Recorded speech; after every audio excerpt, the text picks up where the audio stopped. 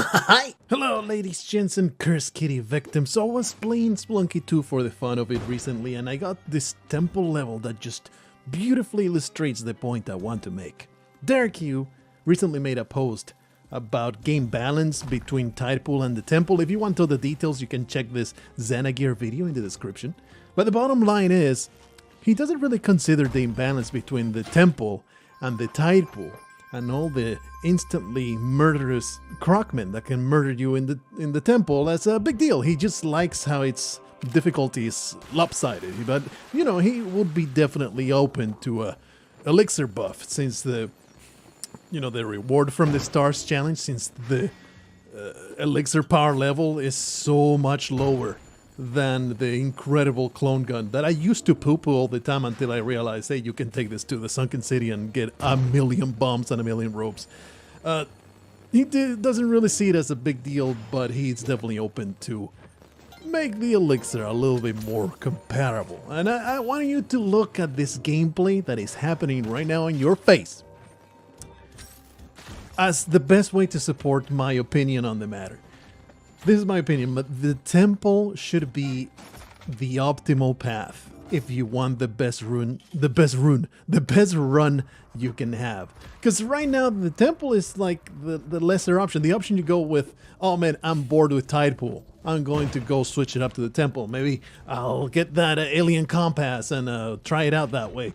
It's not something you consider as the best choice you can make for your run, and I don't think that's the way it should be. I am perfectly comfortable with the lopsided of difficulty. Like, one path is harder, one path is easier. That's 100% fine. But I do feel the game will be more fun if we had a traditionally, gamer choice. The choice of more risk equals more reward, because it just feels tragic. I think the word is tragic.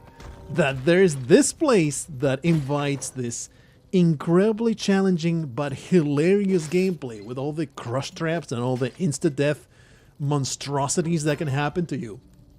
And it's relegated to this curiosity spot that you hardly ever go through unless you want to challenge yourself more. Like, there's no game optimization incentive. And as min-maxing gamers, our serious gaming impulses, we want to always get the best run, and I feel like the temple should be the path that you go, look, it's difficult, but the rewards are gonna be worth it. It will make my run optimal. Oh man, I'm not that confident about this run. I feel like the temple would trounce me. I'm going to go Tidepool instead, even though the rewards are not going to be as great. I think the game would be improved if that were the case. It is not that big a deal. I am perfectly okay with things remaining as they are, because there's the consideration that it's a very limited right now the design space is very limited, because you don't want to make changes that invalidate all the speedruns, all the records, all that stuff.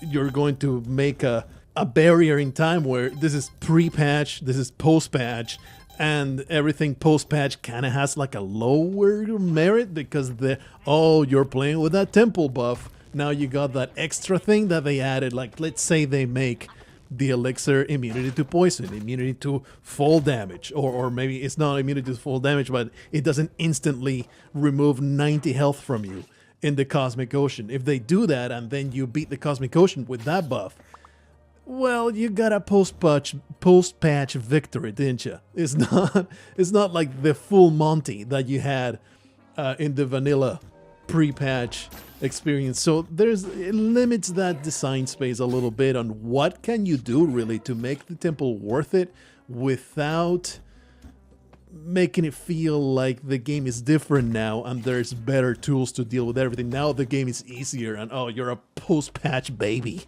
But it's just such a shame that people don't get to suffer through this all the time. It's like the temple feels like the quintessential Spelunky 2 experience.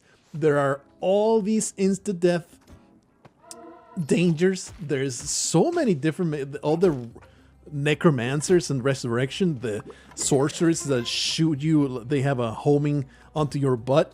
It is, of course, the iconic crush traps. It's full of so much wonderful ways to murder you, and it just feels wrong that it's not the path that the optimal Spelunky player is kind of quote-unquote forced to take. Instead of you go tide pool, you get that easy-ass clone gun, and that makes it into the greatest choice of all time. You don't have to worry about this nonsense. You don't have to worry about the duat, using your Ankh to be in duat as opposed to the Abzu skip. It's like there's all these factors that's like, why isn't Temple the optimal path? It makes no sense to me.